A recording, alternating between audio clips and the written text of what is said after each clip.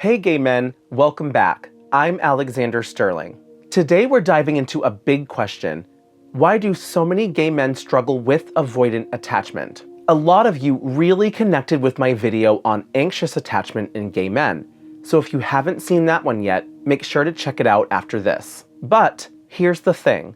Avoidant attachment is actually the most common attachment style among gay men. So in this video, we're going to break down why that is, and more importantly, the one thing you need to focus on if you're trying to heal from it. Now, before we dive in, I quickly just want to tell you what avoidant attachment is, in case you're not familiar. Avoidant attachment is a style of relating to others that develops when someone grows up feeling like their emotional needs were ignored or dismissed. As a result, they learn to rely mostly on themselves and avoid getting too close to others, especially in romantic relationships. People with avoidant attachment often seem independent or aloof, but deep down, they may fear being vulnerable or dependent on anyone. Avoidant attachment can make it hard to build deep, lasting relationships. People with this style may pull away when things get emotionally close, struggle to express their feelings, or shut down during conflict. This can leave their partners feeling rejected or disconnected and can create a cycle of distance and mistrust in relationships. So, why do so many gay men struggle with avoidant attachment? Many gay men struggle with avoidant attachment because of the way they've had to protect their emotional selves from an early age. Growing up in a world where queerness is often invisible, rejected, or ridiculed, many learn that being vulnerable, especially emotionally, is dangerous. When a child senses that expressing who they are might lead to rejection, shame, or punishment, they adapt. They disconnect from their feelings, stop relying on others, and become emotionally self-sufficient. Not because they want to be, but because they feel they have to be. That kind of emotional distancing is at the heart of avoidant attachment. For a lot of gay men, this begins with feeling unseen or unaccepted at home. Maybe their family only showed love when they acted a certain way. Maybe their school was a place where softness got mocked and sensitivity got punished. Or maybe their church taught them that love between two men was wrong, broken, or dirty. When love starts to feel conditional or unsafe, you stop trusting it. You learn to keep people at an arm's length.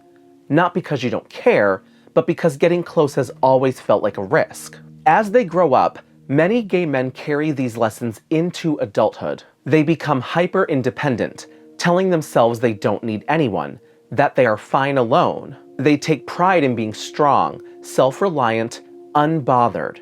But under that armor, there's often a deep fear that if they really open up, they'd be hurt, rejected, or abandoned again. This is avoidant attachment at work.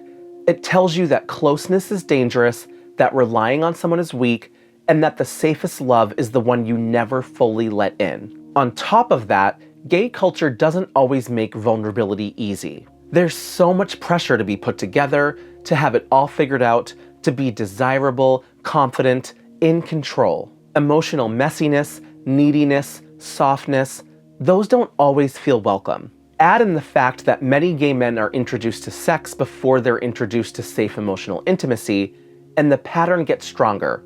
Connection becomes physical but not emotional, and love becomes something to avoid, idealize, or sabotage. What's especially painful is that many gay men with avoidant attachment actually want deep connection. They crave it. But the moment things get too close, they panic, shut down, or push people away. It's not because they don't care. It's because they've been taught by life, by culture, by experience, that vulnerability is dangerous. That if you let someone really see you, they might leave.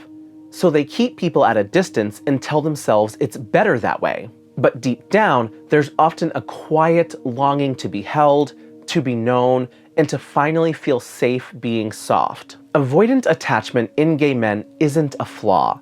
It's a response to a lifetime of needing to protect their hearts. But it also doesn't have to be permanent. With self-awareness, patience, and spaces where it feels safe to be fully seen, those walls can start to come down. Not all at once, but piece by piece. So, now that we've broken down why avoidant attachment is so common among gay men, here is the most important thing you need to focus on to heal. Healing starts by slowly letting yourself be seen, really seen, even when it feels uncomfortable, even when every instinct tells you to pull away. That doesn't mean forcing yourself to open up all at once or pretending to be ready when you're not. It means starting small, noticing the moments when you want to withdraw, go quiet, shut down, and instead of running, just staying in it a little longer, breathing through it, letting someone witness the part of you that usually hides. Avoidant attachment isn't just about keeping other people out, it's about keeping parts of yourself locked away because somewhere along the line, you were taught they weren't safe to share. Healing means challenging that old belief. It means finding safe people, friends, partners, chosen family, who don't make you feel like you have to earn love by being perfect or distant. People who don't flinch when you get real, who don't punish you for being soft, who stay even when you're messy or unsure. And most of all, it means building trust with yourself. You might have spent years telling yourself you didn't need anyone, but the truth is, you've always needed connection. You just didn't know if it was safe. Learning to sit with your emotions, even the scary or unfamiliar ones, is part of the process. You don't have to fix everything overnight. You just have to stop running from your own heart. Because the version of you that's strong and independent is real. But so is the version that wants to be held, to be loved, to let someone all the way in. Healing starts when you stop choosing protection over connection.